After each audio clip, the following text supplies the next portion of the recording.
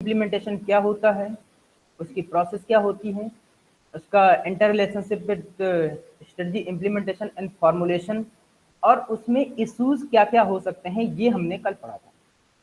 अब आज बात करते हैं, जब हम स्ट्रेटजी इम्प्लीमेंट करते हैं या फॉर्मुलेट करते हैं तो उसमें रिसोर्सेज एलोकेशन का कितना कॉन्ट्रीब्यूशन होता है, जो रिसोर्सेज एलोकेशन होते हैं वो कितने इंपॉर्टेंट हैं।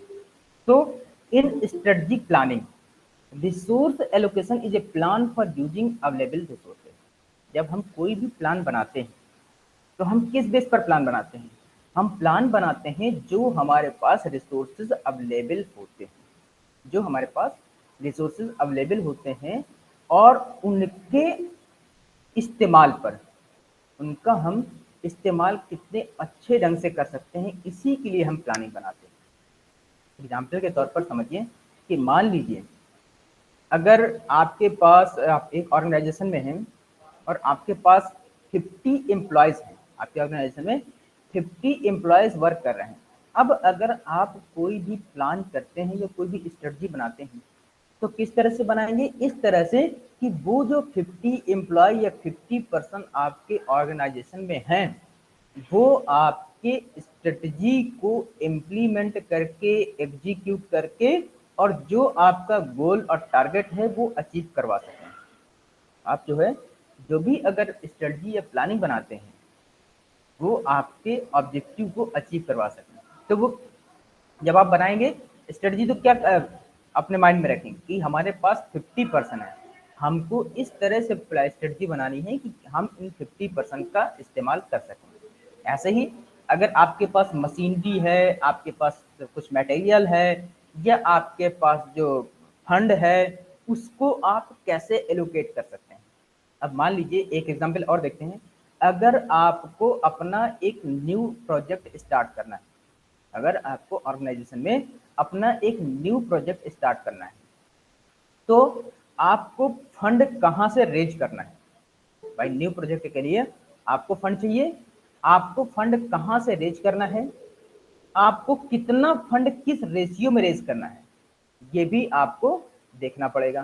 तो मान लीजिए कि जैसे आपने ऑर्गेनाइजेशन है तो आपने कुछ शेयर इशू कर दिए, कुछ आपने डेप्ट ले लिया, कुछ आपने डिबेंचर्स इशू कर दिए, ठीक, या कुछ आपने किसी फाइनेंशियल इंस्टीट्यूशन से क्रेडिट ले लिया। तो इस तरह से आप प्लानिंग करते हैं, आप इस तरह से प्लानिंग करते हैं कि आप अपने फंड को डिफरेंट डिफरेंट सोर्सेज से इस्तेमाल कर सकें। क्योंकि ये एक चीज और होती है कि जब आप फंड रेज करते हैं तो उसमें आपको पे भी करना होता है, आपको उसमें पे भी करना होता है। तो आपको इसी तरह से जो फंड के सोर्सेस हैं आपको ऐसे सेलेक्ट करने होते हैं कि जहां से आपको कोई प्रॉब्लम ना हो। ये क्या है, ये आप स्ट्रेटजीज बनाते हैं, आप जो है ये स्ट्रेटजीज बनाते हैं कि आप अपने फंड रेजिंग कैसे कर सकते हैं। अब इसके बाद आपको तो वो प्रोजेक्ट स्टार्ट करने के लिए फंड की रिक्वायरमेंट थी, अब उसको एलोकेट कैसे करना है, आपके पास जो फंड है उसको एलोकेट कैसे करना है। जो प्रोजेक्ट आपने स्टार्ट किया उसकी मैन्युफैक्चरिंग में कितना करना है, एम्प्लॉयज में कितना करना है, जो मटेरियल परचेज करना है उसमें कितना करना है, ये क्या है, ये सब आपके एलोकेशन है। फंड आपका एक रिसोर्स हो गया, तो ये हो गया आपका एलोकेशन, ठीक। क्यों, क्योंकि आपके पास चाहे जितने भी रिसोर्सेज होते हैं वो कभी भी अनलिमिटेड नहीं होते हैं, रिसोर्सेज आपके कभी भी अनलिमिटेड नहीं होते हैं। This resources are always in scarce, आप लोगों ने ये पढ़ा होगा, जो आपके रिसोर्सेज होते हैं वो हमेशा स्कार्सिटी में होते हैं, मतलब कि अनलिमिटेड नहीं होते, उनका आपको प्रॉपर ऑप्टिमम यूटिलाइजेशन करना पड़ता है। तो यहाँ पर लिखा भी देखिए, it is the process of allocating scarce resources among the various project और बिजनेस यूनिट्स।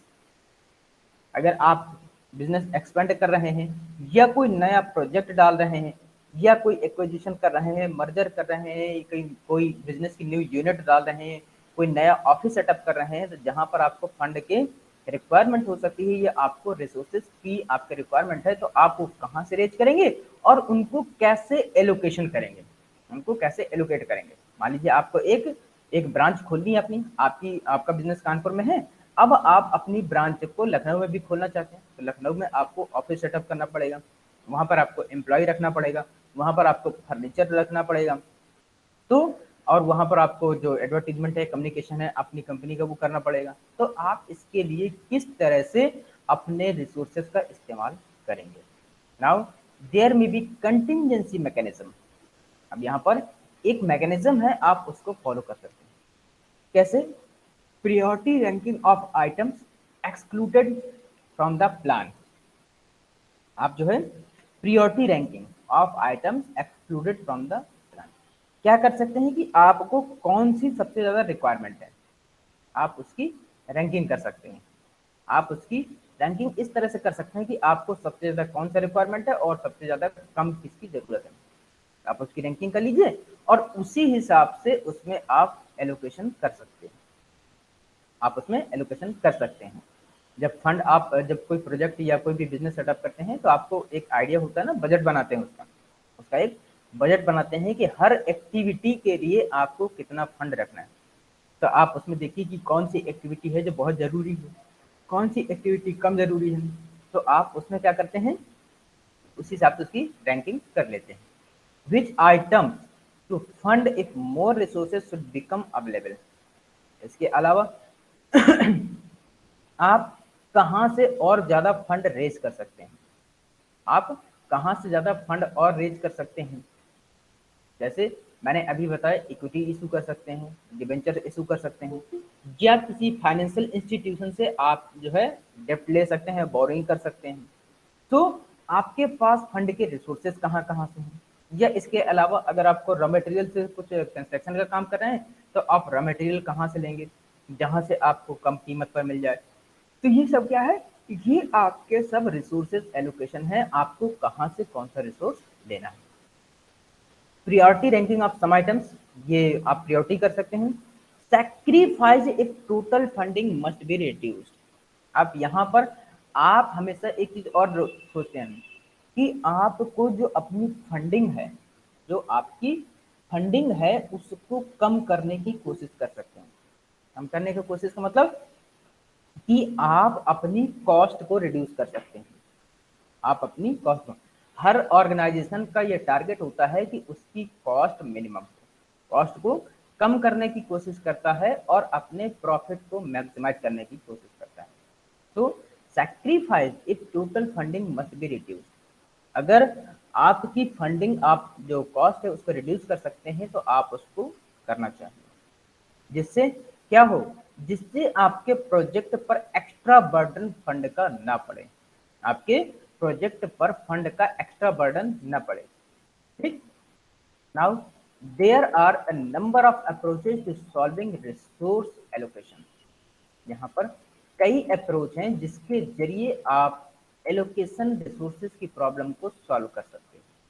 यहाँ पर एलोकेशन रिसोर्सेज का मतलब है कि आप कई ऐसे मेथड या तरीके हैं अपना सकते हैं जिससे आपको ये पता लग जा सकता है कि आपको कहाँ पर कितना फंड एलोकेट करना है, आप किस चीज पर कितना एम्प्लॉय फंड कर सकते हैं। पहला तो है आपका मैनुअल अप्रोच।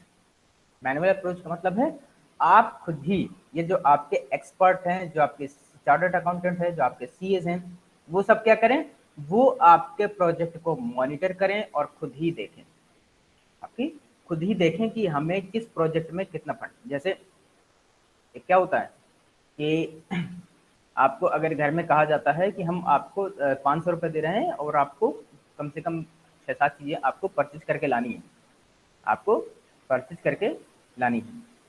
ठीक, 500 रुपये में आपको 7 चीज़ें परचेज करके लानी है, तो आप क्या करते हैं कि उनकी कीमत देखते हैं, उनकी कीमत देखते हैं कि मार्केट में किस रेंज में उसकी कीमतें हो सकती हैं। तो आप क्या करते हैं, मैनुअली एक आइडिया लगा लेते हैं कि मुझको किसमें 7 चीज़ों में से किसमें कितना मनी एक्सपेंड करनी है, इसमें कितनी मनी एक्सपेंस करनी है।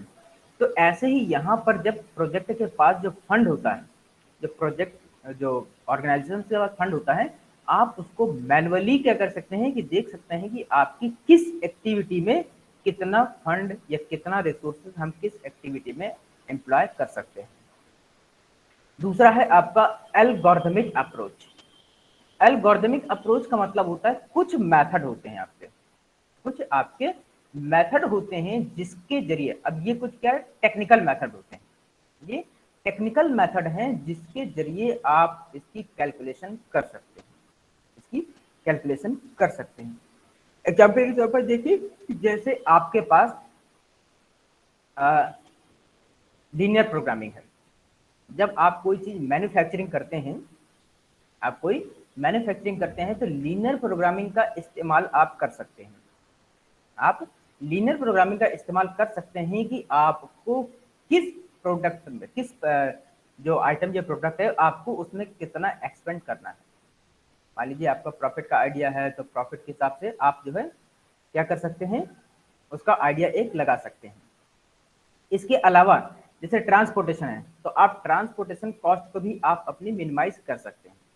एक ट्रांसपोर्टेशन मेथड होता है, उसमें क्या होता है कि आप उसके जरिए ये पता लगा सकते हैं कि आपको किस रूट से, किस कॉस्ट पर आपको अपने प्रोडक्ट को डीलर के पास या मार्केट में भेजना है। मान लीजिए आपके पास जो कंपनी, फैक्ट्री जहाँ पर आपका प्रोडक्ट है और उसको आपको मार्केट में सेंड करना है, तो क्या होता है कि आप वहां से उस टेक्निक के जरिए पता लगा सकते हैं कि आपको किस रूट से और कितना माल, कितना प्रोडक्ट आपको भेजना है, जिससे कि आपकी ट्रांसपोर्टेशन कॉस्ट मिनिमम, इस तरह से भी लगा सकते हैं।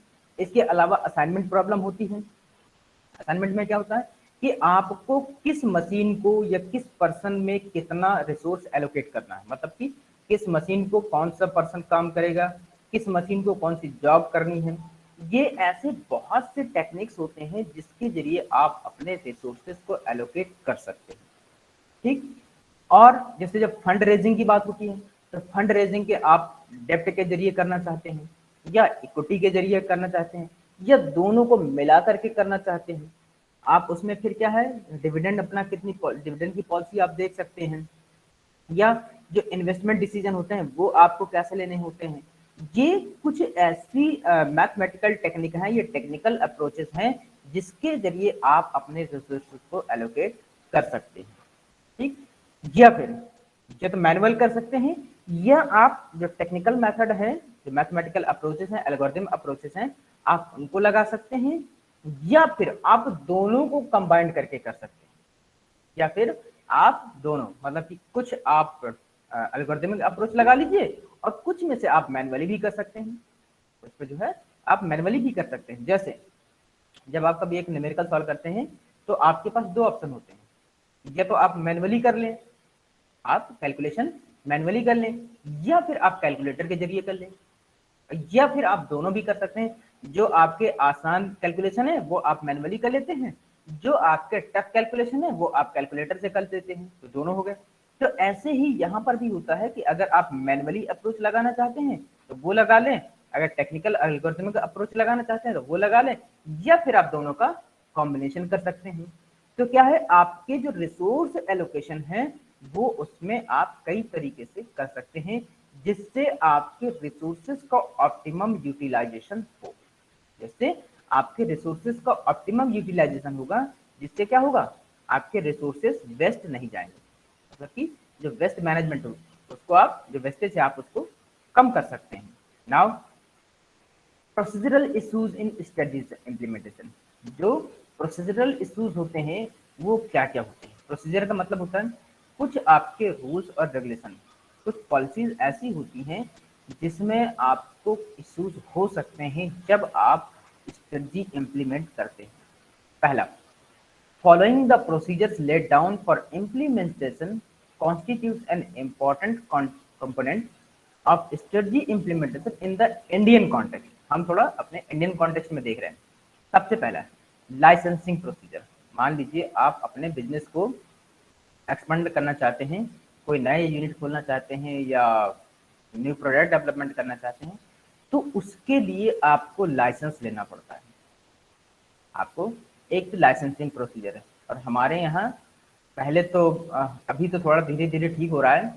पहले जो है लाइसेंसिंग की प्रोसीजर बहुत ज़्यादा टफ थी। आपको इतने डॉक्यूमेंट्स कलेक्ट करने पड़ते थे, इतने परमिशंस लेनी पड़ती थी कि आपको प्रॉब्लम बहुत ज़्यादा होती थी। ये होता कि चलो छोड़ो, रहने दो। लेकिन अभी भी है, अभी भी आपको लाइसेंसिंग का प्रोसीजर, मतलब कि आपको परमिशन तो कई जगह से लेनी ही होती है। मान लीजिए जैसे अपने यहाँ कुछ ऐसे फैक्ट्रीज हैं जिनको क्या होता है, अगर आप वो चालू कर रहे हैं तो आपको कई गवर्नमेंट की अथॉरिटीज से परमिशन लेनी पड़ती है। मैन्युफैक्चरिंग के यूनिट अगर आप इस्टेब्लिश कर रहे हैं तो आपको गवर्नमेंट के कई ऐसे ऑफिस होते हैं जहाँ पर आपको परमिशन लेनी पड़ती है। सबसे पहले आप क्या प्रोडक्ट बना रहे हैं उसकी डिटेल, दूसरा आप कहाँ पर कर रहे हैं वहाँ पर जो डिस्ट्रिक्ट अथॉरिटी होती है उससे, तीसरा आपके जो पॉल्यूशन कंट्रोल बोर्ड होता है उससे, इसके बाद आपका जो उसका रजिस्ट्रेशन होगा उससे, जीएसटी का रजिस्ट्रेशन होगा वो, ये आपको सारे के सारे आपको लाइसेंस या सर्टिफिकेट आपको लेने पड़ते हैं। ये क्या है, मतलब कि आपको अगर अपनी एक यूनिट को इम्प्लीमेंट इंक्रीज करना है, आप स्ट्रेटजी बना रहे हैं, तो आपको पहले ये लाइसेंसिंग की प्रोसेस आपको पहले कंप्लीट करनी पड़ेगी।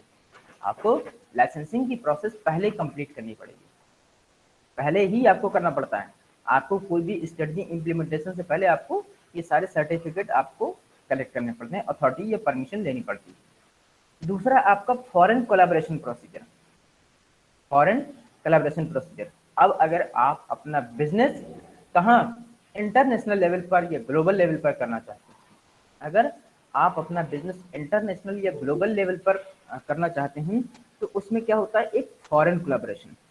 आपको जो वहाँ की कंट्री है उससे परमिशन लेना होगा, जो अपने यहाँ से एक्सपोर्ट करना चाहते हैं या इंपोर्ट करना चाहते हैं वो एक्साइज ड्यूटी, कस्टम ड्यूटी और एक्सपोर्ट मिनिस्ट्री, इन सब से आपको जो होता है परमिशन लेनी पड़ती है। इसके अलावा आप जब वहाँ कोलैबोरेट करेंगे तो वहाँ की जो कंपनी के रूल्स होते हैं, जो रेगुलेशंस होते हैं, उस कंट्री के जो नेशंस के रूल्स या रेगुलेशंस होंगे, आपको वो भी उसकी भी परमिशन देनी पड़ेगी और उनका कोलैबोरेशन का मतलब होता है दोनों को मिलना पड़ेगा उसमें। तो उसमें भी इशूज होते हैं। उसमें क्या कि हो सकता है कि जिस कंपनी के साथ आप कोलैबोरेट कर रहे हो उसमें आप स्ट्रेटजी इंप्लीमेंट करने के लिए क्या है कि वो उसमें राजी है कि नहीं है, वो उसमें शेयर की आप जब बात करते हैं तो कंट्रीब्यूशन की होती है। तो ये ऐसे बहुत से इश्यूज हो सकते हैं जो आप अगर अपने बिजनेस को बढ़ाते वक्त अगर फॉरेन इंटरनेशनल लेवल पर ले जा रहे हैं तो आपको ये इश्यूज हो सकते हैं। फेरा रिक्वायरमेंट, फेरा होता है फॉरेन एक्सचेंज रेगुलेशन एक्ट, फेरा होता है फॉरेन एक्सचेंज रेगुलेशन एक्ट।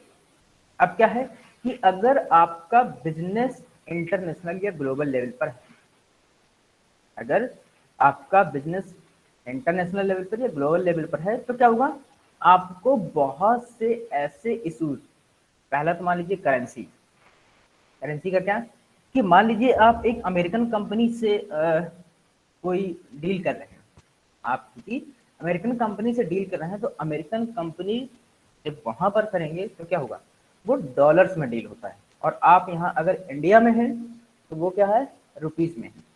अब हर कंट्री की करेंसी की वैल्यू अलग अलग होती है, हर कंट्री की जो करेंसी की वैल्यू है वो अलग अलग होती है। क्यों, अब जैसे वहाँ का डॉलर है यहाँ पर ज़्यादा में चलता है, वहाँ की इकोनॉमिक कंडीशन स्ट्रांग है, जब आपको वहाँ पैसा देना होगा तो वो ज़्यादा में देना पड़ेगा। अब ज़्यादा तो देना पड़ेगा वो तो अलग बात हो गई, लेकिन आप अपनी करेंसी को कन्वर्ट कैसे करेंगे, उसको कन्वर्ट भी तो करना पड़ेगा। ज़्यादा कम की तो बात में बात है, आपको कन्वर्ट करने के लिए तो उसके लिए क्या है, फॉरेन एक्सचेंज रेगुलेशन एक्ट। उसके लिए गवर्नमेंट ने एक इंस्टीट्यूशन ऑर्गेनाइजेशन बनाया है जहां से आपको परमिशन लेनी पड़ेगी, वहां से आपको परमिशन लेनी पड़ेगी किस बात की कि आप ये बिजनेस करना चाहते हैं, आप उस कंट्री के साथ आपका उसका कोलैबोरेशन है और वहां की जो करेंसी है हम उसको कन्वर्ट करना चाहते हैं, या फिर आपको जो कस्टमर वाले से हैं तो आपको वहां से लाइसेंस लेना पड़ता है कि हम इस कंट्री से अपने प्रोडक्ट की इंपोर्ट या एक्सपोर्ट कर रहे हैं तो हमें लाइसेंस दीजिए कि हमारा प्रोडक्ट बिल्कुल फेयर है, उसमें कोई प्रॉब्लम नहीं है। आप कोई भी इलीगल या आप ऐसा कोई भी प्रोडक्ट या आइटम एक्सपोर्ट या इंपोर्ट नहीं कर रहे हैं जो कि बैंड हो। तो ये क्या है सब आपके जो फॉरेन कंट्री से या इंटरनेशनल या ग्लोबल लेवल पर अगर आपको कभी भी कोई स्ट्रेटजी फुलफिल करते हैं या इम्प्लीमेंट करते हैं तो आपको इन सब की रिक्वायरमेंट्स पड़ सकती है।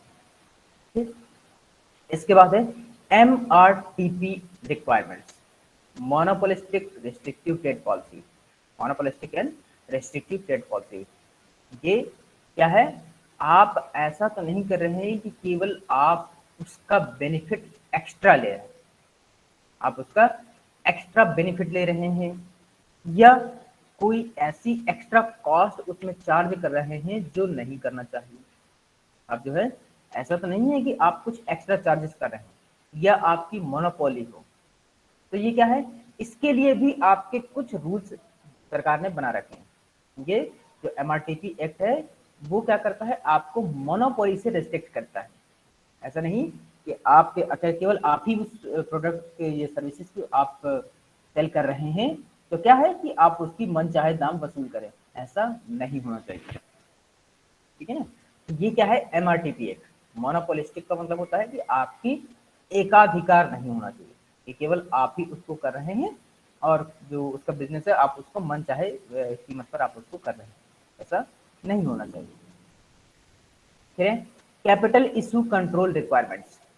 अगर आपके पास कैपिटल इशूज हो सकते हैं, कैपिटल इशू मतलब जब आप कोई बिजनेस एक्सपेंड करते हैं या स्ट्रेटजी इंप्लीमेंट करते हैं तो आपको कैपिटल रिक्वायरमेंट हो सकती है।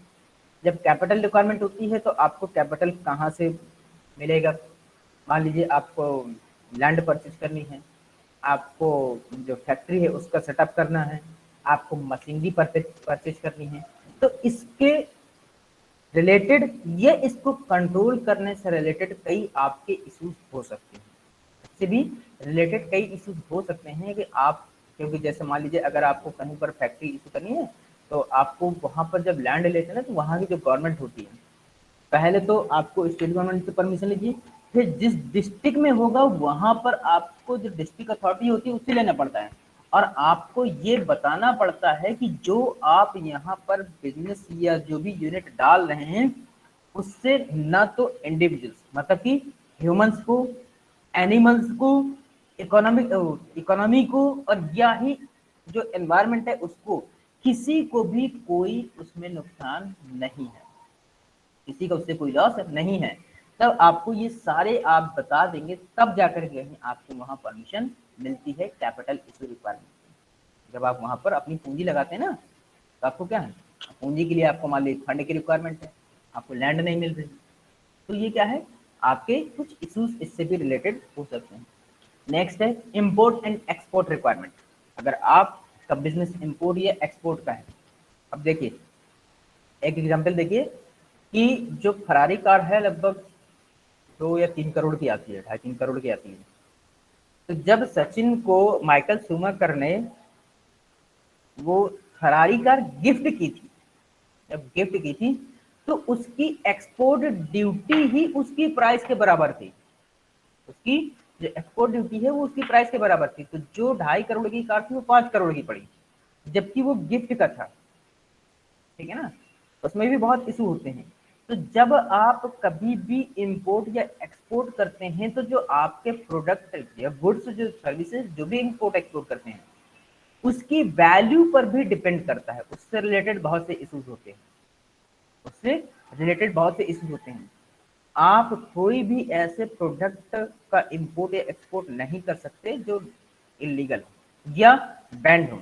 उसके लिए क्या है, इंपोर्ट एक्सपोर्ट के जो रूल्स हैं उसमें आपके जो DGFT होता है, director general of foreign trade, उसमें आपका क्या है प्रोडक्ट लिस्टेड है कि आपके कौन से प्रोडक्ट बैन हैं, आप कौन से प्रोडक्ट का इंपोर्ट कर सकते हैं, कौन से सर्विसेज को एक्सपोर्ट कर सकते हैं, इंपोर्ट कर सकते हैं, उस सब के बारे में DGFT के कुछ रूल होते हैं, उसमें आपको उन रूल्स को फॉलो करना पड़ता है। तो उससे भी रिलेटेड आपके इश्यूज हो सकते हैं।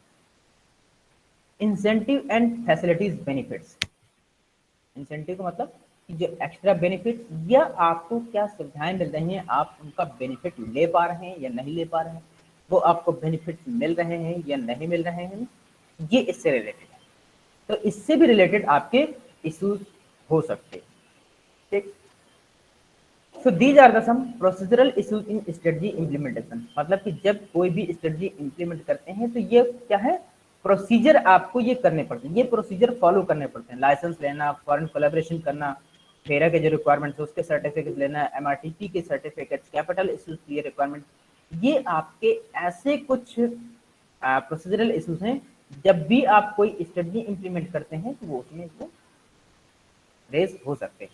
नाउ लाइसेंसिंग प्रोसीजर देख लीजिए। Registering and licensing of industrial undertaking rules. A license is necessary for establishing new unit, manufacturing a new article, substantial expansion of capacity in existing business and changing location। अगर आप कोई भी industrial नई unit शुरू कर रहे हैं या कोई नया आर्टिकल या प्रोडक्ट या सर्विसेज आप मैन्युफैक्चर कर रहे हैं या आप अपने बिजनेस को एक्सपेंड कर रहे हैं, एग्जिस्टिंग बिजनेस है उसको एक्सटेंड कर रहे हैं, या आप अपनी लोकेशन चेंज कर रहे हैं, तो उसके लिए आपको लाइसेंसिंग की जरूरत पड़ती है।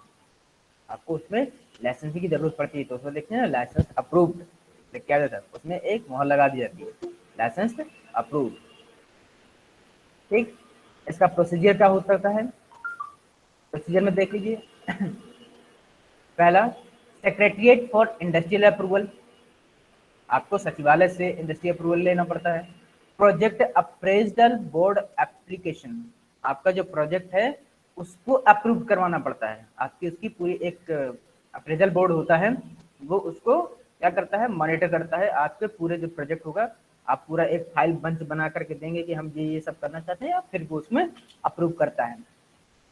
Number of government agencies and ministries before a letter of intent is issued, आपके जो उस प्रोजेक्ट से रिलेटेड होगा उसमें जो गवर्नमेंट एजेंसीज होती हैं या जो उससे रिलेटेड मंत्रालय होते हैं, वो आपको क्या है, एक लेटर ऑफ इंटेंट इशू करते हैं, लेटर ऑफ इंटेंट इशू करते हैं आपकी उस बिजनेस से रिलेटेड। पहले after conditions are fulfilled the letter of intent is converted into an industrial licence.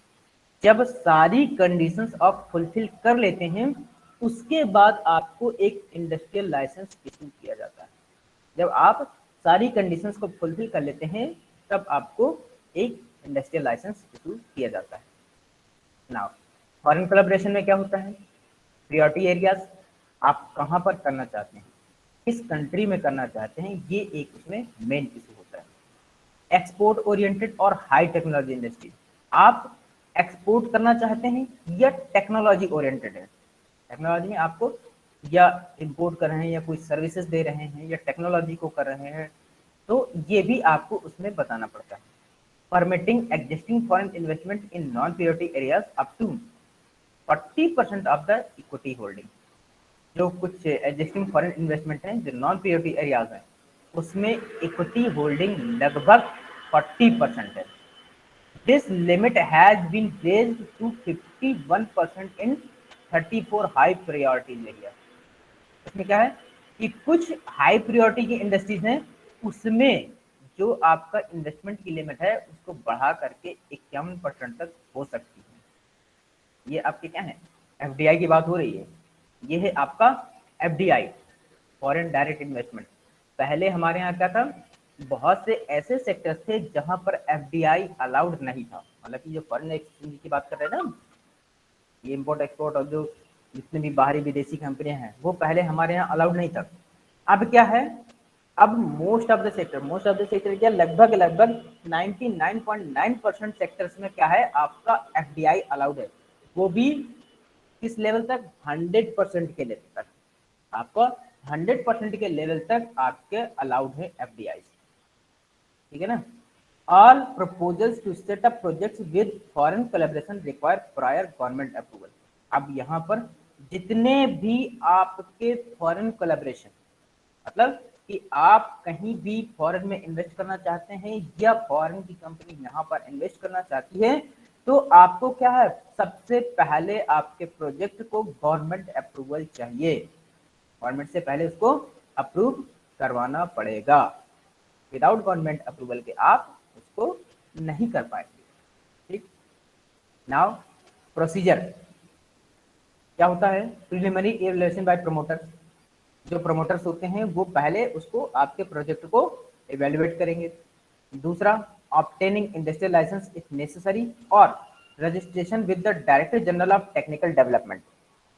अगर जरूरत हुई तो इंडस्ट्रियल लाइसेंस लेंगे, या फिर जो director general of technical development है उसमें आपको रजिस्ट्रेशन करवाना पड़ेगा, तो DGTD, ठीक है ना, उसमें आपको रजिस्ट्रेशन करवाना पड़ेगा। इसके बाद obtaining clearance under the MRTP act, अभी हम पीछे चीज की बात कर रहे थे, MRTP एक्ट का आपको क्लियरेंस सर्टिफिकेट लेना पड़ता है। एक सर्टिफिकेट होता है जिसमें आपको ये बताना पड़ता है कि आपके प्राइसेस सही हैं, आपके कोई इशू नहीं है, आपका प्रोडक्ट सही है, आप उसमें हाई चार्जेस नहीं कर रहे हैं, आपके ये कॉम्पिटिटर है, आप उसका एक्स्ट्रा बेनिफिट नहीं ले रहे हैं, उसका एक सर्टिफिकेट, क्लियरेंस सर्टिफिकेट आपको इशू किया जाएगा, वो आपको लेना पड़ेगा।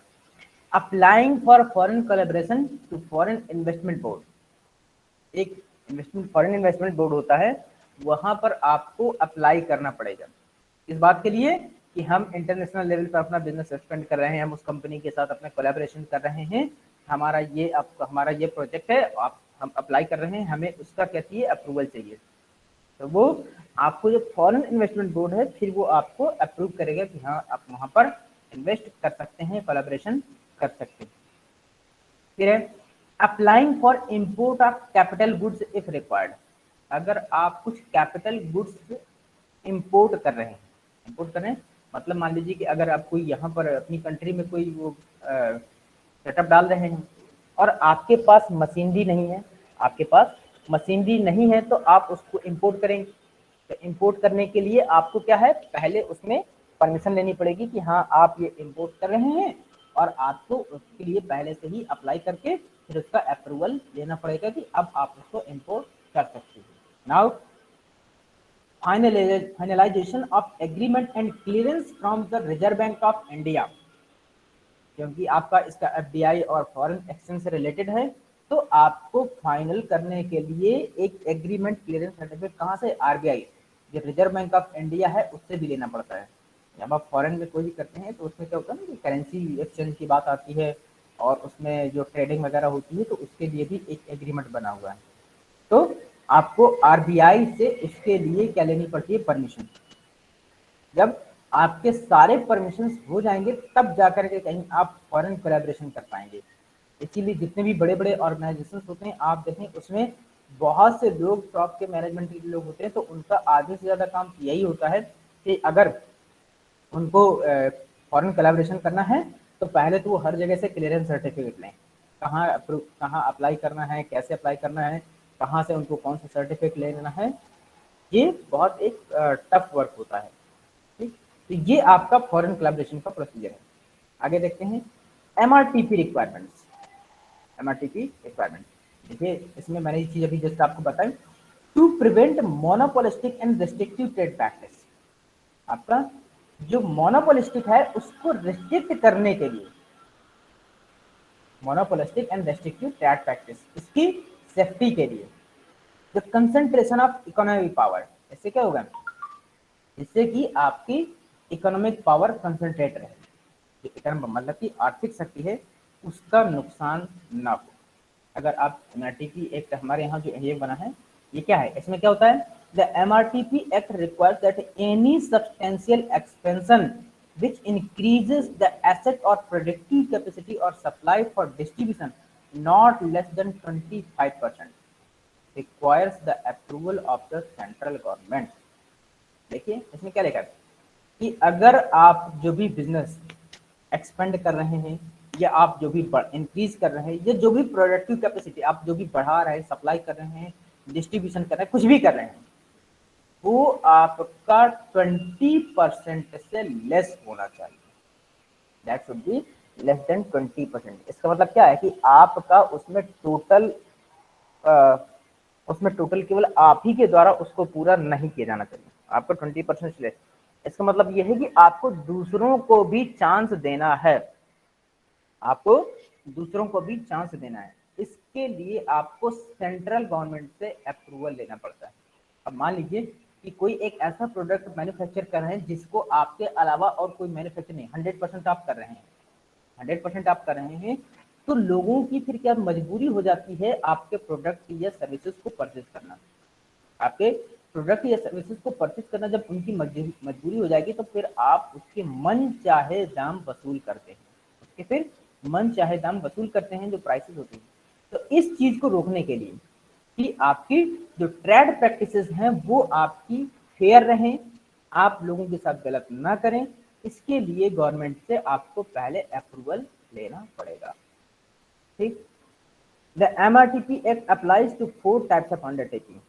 ये 4 तरह की अंडरटेकिंग्स में अप्लाई होता है। पहला है N undertaking having gross asset of ₹100 crore and above. ऐसे बिजनेस जिनकी ग्रॉस एसेट 100 करोड़ या उससे ऊपर है। दूसरा, interconnected undertaking which together have asset of ₹100 crore और अबव। या आपका किसी के साथ, या जो आप किसी के साथ जुड़े हुए हैं तो दोनों के साथ, दोनों मिला करके इंटरकनेक्टेड अंडरटेकिंग, मतलब कि जब दो बिजनेस जुड़ जाते हैं तो उन दोनों को मिला करके उनकी एसेट जो है 100 करोड़ या उससे ऊपर है, 100 करोड़ या उससे ऊपर है। या a dominant undertaking having assets of ₹1 crore and above. अब यहाँ पर डोमिनेंट का मतलब है कि अगर आप जो है किसी दूसरे एरिया को, मतलब कि जो प्रोडक्ट आप मैन्युफैक्चर कर रहे हैं उसमें आपका कोई कॉम्पिटिटर नहीं है, आप उसमें डोमिनेट कर रहे हैं, आप उसमें सबसे ऊपर हैं, तो उस कंडीशन में आपकी एसेट 1 करोड़ या उससे ऊपर होनी चाहिए। या फिर इंटरकनेक्टेड डोमिनेट अंडरटेकिंग, या केवल एक या दो लोग ऐसे हैं जो मिलकर के ऐसा कर रहे हैं, तो उस केस में भी ये MRTP एक्ट आपका लागू होगा। ठीक। Now capital issue control requirements. Capital issue control requirements, the issue of capital by companies is regulated through the capital issue control act 1956। आपका 1956 का एक एक्ट है कैपिटल इशू कंट्रोल एक्ट। ठीक है, ये कंपनी एक्ट में भी इस समय आता है। ठीक है, and the securities contract regulation act 1956 for the purpose of ensuring that investments are made in priority areas and for the promotion of capital markets and protection of shareholders। इसमें क्या है, मान लीजिए कि आप कोई कंपनी स्टार्ट कर रहे हैं या आप किसी ऐसे सेक्टर में इन्वेस्ट कर रहे हैं, आप किसी ऐसे सेक्टर में इन्वेस्ट कर रहे हैं जो प्रायोरिटी एरियाज में है, मान लीजिए जैसे एग्रीकल्चर वगैरह हो गया, तो इस तरह के अगर सेक्टर में आप एम्प्लॉय कर रहे हो, इन्वेस्ट कर रहे हैं, तब की बात है। ठीक, तो उसमें क्या है, आपके जो capital market protection of share holders, तो क्या है, आपके जो शेयर होल्डर्स जिन्होंने आपकी कंपनी में इन्वेस्ट किया है उनको प्रोटेक्ट करने के लिए गवर्नमेंट ने कुछ रूल्स बनाए हुए। For the purpose of strategy implementation these acts are relevant so far as the provision of financial resources is concerned। जब आप इसमें स्ट्रेटजी इंप्लीमेंटेशन का अगर कोई पर्पस है, then these acts are relevant so far as the provision of financial resources is concern. तो आपके जो फाइनेंशियल रिसोर्सेज, जैसे क्या इक्विटी इशू करना, बैंक से लोन लेना, ये सब क्या है, ये आपके फाइनेंशियल रिसोर्सेज कंसर्न है, इसके लिए कुछ रूल्स बने थे। अपार्ट फ्रॉम दिस, इसके अलावा भी these acts also affect merger and amalgamation as they regulate the capital recognition plans for mergers। इसके अलावा भी जैसे आप फंड रेज करते हैं जो फाइनेंशियल रिसोर्सेज हैं, उसके अलावा अगर आप कंपनी का मर्जर करते हैं या अमलगमेशन करते हैं तो उससे रिलेटेड भी आपके रेगुलेशन इसमें हैं। इसमें कैपिटल इश्यूज कंट्रोल रिक्वायरमेंट्स हैं, मर्जर, और हम लोग ये पीछे स्ट्रेटजी में मर्जर एक्विजिशन ये सब हम लोग पढ़ चुके हैं। Now controller of capital issues, ये एक डिपार्टमेंट संस्था है अपने यहाँ, CCI, the controller of capital issues under the department of economic affair. एक डिपार्टमेंट है इकोनॉमिक अफेयर, उसके एक डिपार्टमेंट है कौन सा, controller of capital issues. Ministry of finance, ministry of finance के अंतर्गत आता है, is the nodal agency for the administration of the act। ये डिपार्टमेंट ऑफ इकोनॉमिक्स में होता है CCI, जो भारत का वित्त मंत्रालय के अंतर्गत काम करता है। वो एक नोडल एजेंसी है जो इस एक्ट को एडमिनिस्ट्रेट करती है। एडमिनिस्ट्रेटर का मतलब कि वो इसको रेगुलेट करती है, उसको देखती है। उसके अंतर्गत जैसे आपको सीसीआई से रिलेटेड, आपको कैपिटल कंट्रोल से रिलेटेड कोई अगर आपको सर्टिफिकेट या अप्रूवल चाहिए तो आपको सीसीआई के पास जाना पड़ेगा, आपको सीसीआई के पास जाना पड़ेगा। तो all proposals for fresh issues of equity और preference capital issues of right shares, bonus share, debentures etcetera capitalisation of free shares have to be scrutinised by the CCI. अब देखिए यहाँ पर अभी यही चीज हम बात कर रहे थे कि अगर आपको कोई कैपिटल इशू, मतलब कि जैसे प्रेफरेंस शेयर आप इशू करना चाहते हैं या इक्विटी शेयर इशू करना चाहते हैं या आप बोनस शेयर इशू करना चाहते हैं, डिबेंचर्स आप इशू करना चाहते हैं, ये सब किस लिए करना चाहते हैं? ताकि आप फंड को रेज कर सकें, ताकि आप फंड को रेज कर सकें। तो ये जब फंड रेज के लिए होते हैं तो इसमें पैसा कौन लगाता है? जो शेयर होल्डर्स और इन्वेस्टर्स होते हैं, इंडिविजुअल्स लगाते हैं और या कुछ इन्वेस्टर्स भी लगाते हैं। तो अगर आप इसके फंड रेज के लिए ये सारा सब इशू कर रहे हैं तो ये किसके द्वारा मॉनिटर होता है? ये मॉनिटर होता है इस सीसीआई के द्वारा, कंट्रोल और कैपिटल इशूज। इसके अलावा सेबी वगैरह भी आपको इसमें प्रॉपर मॉनिटर करते हैं, security exchange board of India. तो ये सब क्या करते हैं अगर आप ये इशू करते हैं, क्योंकि जब इसमें पब्लिक का पैसा होता है तो कहीं ऐसा तो नहीं कि आप पैसा लेकर के भाग जाए। तो उससे भी रिलेटेड बहुत से रूल्स और रेगुलेशंस बने हैं जो आपको जब भी आप कैपिटल या फंड रेज करते हैं तो आप मॉनिटर करते हैं। पहले क्या था, 1990 के पहले, 1990 के पहले इस तरह के बहुत से केसेस होते थे। क्या, चिट फंड नाम की कंपनी खुली और उन्होंने लोगों से पैसा लिया कि हम आपके पैसे में इतना ज्यादा इन्वेस्ट कर दिया, आप कीजिए, हम आपको ऐसा पैसा देंगे, बाद में लेकर के वो भाग जाते थे। ये सब इसी तरह के इश्यूज होते थे। तो इन्हीं सबको कंट्रोल करने के लिए फिर जब एलपीजी का कॉन्सेप्ट आया था ना, तो उसके बाद से ये सब बहुत से रूल्स रेगुलेशन और इंस्टीट्यूशन ऐसे बन गए जो आपके शेयर होल्डर्स, मतलब कि जो शेयर होल्डर्स के वेल्थ होते हैं उसको प्रोटेक्ट और प्रिवेंट किया जा सके। आगे बात करते हैं import and export requirement. Import and export requirement, the import trade control policy book, popularly called the red book, ये कहलाती है red book. The import trade control policy book is an annual government publication, ये सरकार की एक वार्षिक publication है which outlines the import licensing policy for individual industries and for different categories of importers establish actual users and revenue। सरकार ने एक red book issue करती है हर साल, मतलब कि पब्लिश करती है। उसमें क्या होता है, आपको इंपोर्ट की पॉलिसी से रिलेटेड, मतलब कि उसके लाइसेंसिंग से रिलेटेड, या उसमें डिफरेंट कैटेगरी, आप क्या इंपोर्ट कर सकते हैं, क्या इंपोर्ट नहीं कर सकते हैं, आपको उसमें कितने चार्जेस देने हैं, उसके लाइसेंसिंग की प्रोसेस क्या है, उसके पॉलिसी क्या है, उसके रेगुलेशंस क्या है, उसकी एक वो रेड बुक इशू करती है जिसमें आपको सारी इंफॉर्मेशन मिल जाती है।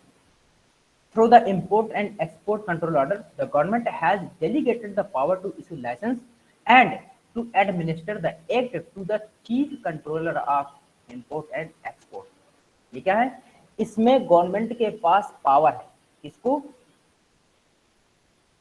जो आपको इंपोर्ट और एक्सपोर्ट से रिलेटेड लाइसेंस है उसको इशू करने के लिए, और उसको साथ ही एडमिनिस्टर मतलब कि उसको प्रशासन करने के लिए।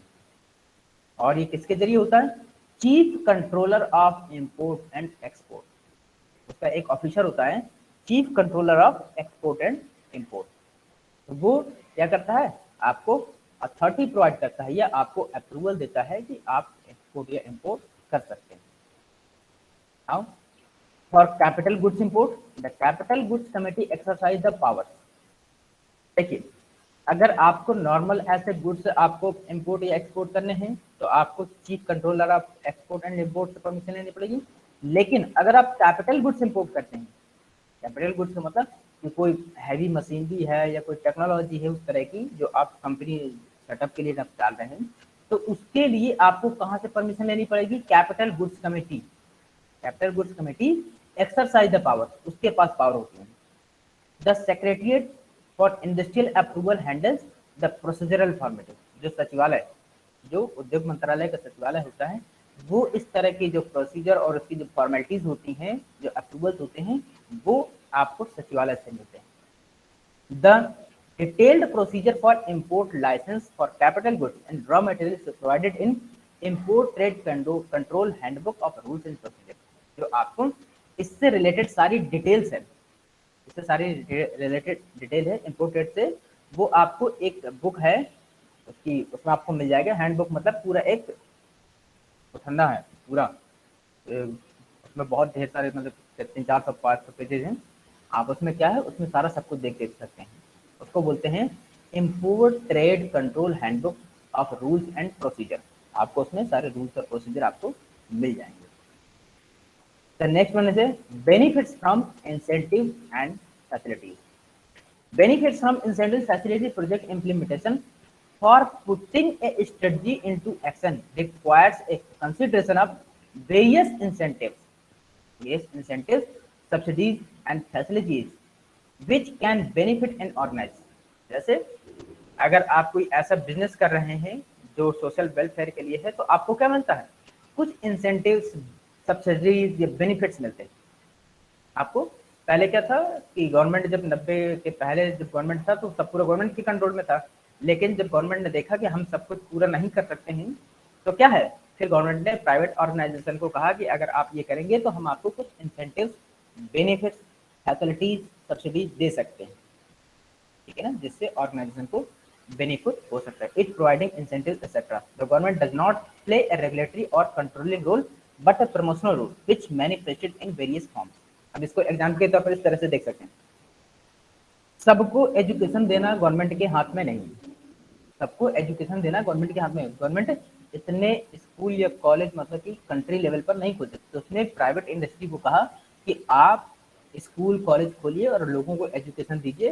रूल्स जरूर उसने बनाए, रूल्स ने बनाए, हम आपको बेनिफिट्स देंगे, हम आपको बेनिफिट्स देंगे। क्या, जैसे टैक्स में रिबेट मिल सकता है आपको, आपको हम लैंड प्रोवाइड करवा सकते हैं, जैसे हॉस्पिटल वगैरह बनना होता है ना, अगर कोई प्राइवेट अप्लाई करता है तो गवर्नमेंट उसको लैंड प्रोवाइड करवा सकती है और उसको सब्सिडी दे सकती है, जो इक्विपमेंट है उसको सस्ते में मिल सकते हैं, बैंक से लोन मिल सकता है। ये सब क्या है, ये सब इंसेंटिव्स और बेनिफिट्स हैं। अगर आप कुछ ऐसा सोशल वेलफेयर का काम करना चाहते हैं जिससे लोगों का भला हो सकता है, हॉस्पिटल्स के लिए, एजुकेशन के लिए, या आप कोई ऐसा काम करना चाहते हैं एनवायरनमेंट के लिए, तो क्या है, गवर्नमेंट आपको सब्सिडीज, फैसिलिटीज, इंसेंटिव, बेनिफिट दे सकती है। जैसे बहुत से ऐसे इसके क्या है, नॉन प्रॉफिट ऑर्गेनाइजेशन चलते हैं, नॉन प्रॉफिट ऑर्गेनाइजेशन, उसमें क्या होता है कि अगर आप किसी भी सोशल वेलफेयर का काम करते हैं, सोशल वेलफेयर का, मान लीजिए बच्चों का आप इलाज करवा रहे हैं, तो क्या होता है कि गवर्नमेंट आपको फैसिलिटी देती है कि आप भाई इलाज के लिए पैसा चाहिए, हॉस्पिटल वाले तो पैसा लेंगे, तो क्या होता है कि गवर्नमेंट कहती है कि आप लोगों से पैसा लीजिए, जो भी आपको पैसा देगा हम उसको टैक्स रिबेट देंगे, आप उससे ट्रीटमेंट करवा सकते हैं। तो सॉरी, तो गवर्नमेंट क्या करती है कि उसके यहाँ जो डोनर आते हैं उनको वो एक रिसिप्ट देते हैं कि हमने आप इस बच्चे के इलाज के लिए 1 लाख रुपए दिया, तो उसकी इनकम जब ज्यादा होगी तभी देता है। तो 1 लाख रुपए की अगर वो वहां पर सिर्फ लगाता है तो उसको टैक्स रिबेट मिलता है, उसको उसमें छूट मिल जाती है और उसको टैक्स नहीं देना पड़ता है। तो ये क्या है, इंसेंटिव हैं। सब्सिडीज भी इस तरह से गवर्नमेंट, अगर आप कोई मैन्युफैक्चरिंग या कंस्ट्रक्शन करना चाहते हैं सोशल वेलफेयर के लिए, आपको उसमें सब्सिडी, फाइनेंसिंग की कंडीशन इसमें आपको मिल जाती है, गवर्नमेंट आपको फाइनेंस कर सकती है, आपको फंड प्रोवाइड करवा सकती है। जैसे आप एग्रीकल्चर से रिलेटेड कोई काम करना चाहें तो आपको जो फर्टिलाइजर है, ट्रैक्टर है, जैसे किसान लोग होते हैं ना, तो उनको क्या कहते हैं कि अगर आप खेती करना चाहते हैं तो हम आपको सब्सिडी पर बीज, फर्टिलाइजर, मशीनरी, ये सारा सब कुछ आपको हम सब्सिडी पर प्रोवाइड करवा सकते हैं। तो ये क्या है, जब ऑर्गेनाइजेशंस इस तरह के सोशल वेलफेयर के काम करते हैं तो गवर्नमेंट उनको सब्सिडीज, इंसेंटिव, बेनिफिट या फैसिलिटीज दे सकती है। ठीक, नाउ इसके बाद आपका ये पूरा टॉपिक कंप्लीट हो जाता है। तो thank you to all of you, और आपका सिलेबस यहाँ से अब कंप्लीट है। अब अगर किसी को कोई क्वेरी हो तो पूछ सकता है। इसके साथ ही जिन लोगों ने नाम नहीं लिखा है वो लोग अपना नाम प्लीज चैट बॉक्स पर लिख दीजिए। सारे लोग, जिन लोगों ने अपना नाम नहीं लिखा है वो नाम लिख दीजिए प्लीज।